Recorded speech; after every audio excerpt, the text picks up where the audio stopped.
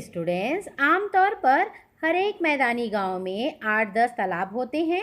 ये चारों तरफ ऊंचे किनारों से घिरे होते हैं। इनमें वर्षा का पानी खेतों में होकर आता है।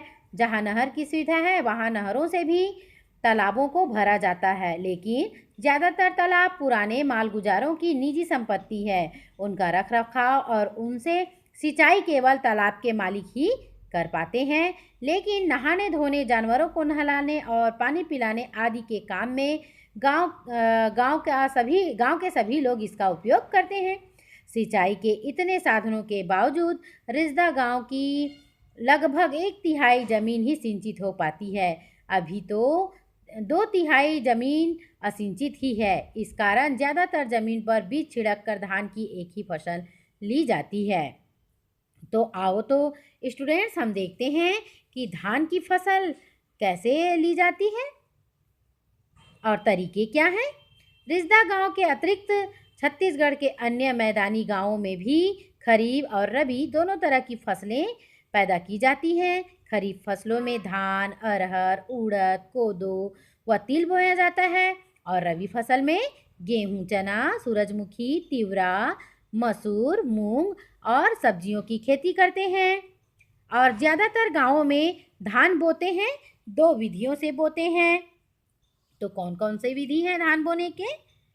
तो पहला है छिड़क कर। इससे बोता विधि कहते हैं। पहली बारिश के बाद खेतों में धान छिड़क कर हल चला दिया जाता है।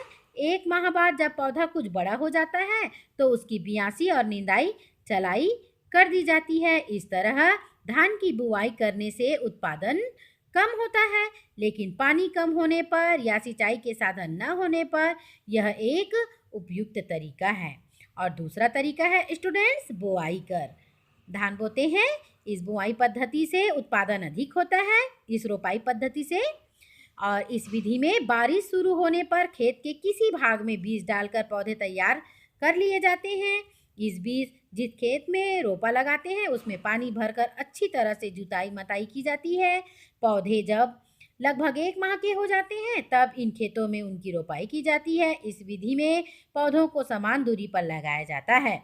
इससे पौधों को पौष्टिक तत्व भरपूर मात्रा में मिलती है और जमीन अधिक पोली हो जाने से पौधों की जड़ों को फैलने में आसानी हो जाती है। खेत के खरपतवार भी नष्ट हो जाते हैं। इन्हीं कारणों से अब किसान रोपा पद्धति से धान की खेती करने लगे हैं। परंतु रोपा विधि से धान बोने के लिए सिंचाई की व्यवस्था होना बहुत ही जरूरी होती है स्टूडेंट्स। और सिंचाई साधन की कमी होने के कारण अभी भी केवल 1/4 खेतों में ही रोपा पद्धति से धान की खेती होती है।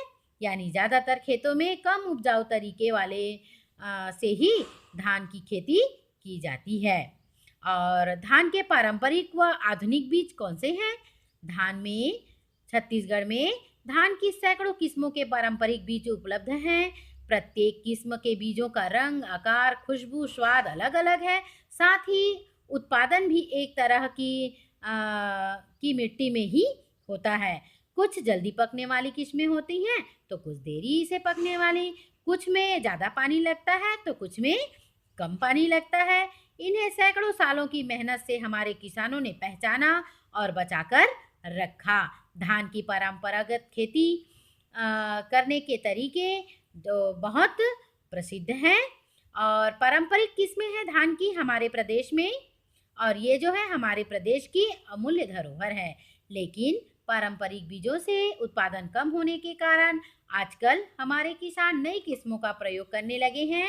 इससे उत्पादन अधिक होता है, मगर इसमें खाद, दवा, पानी आदि की लागत अधिक रहती है।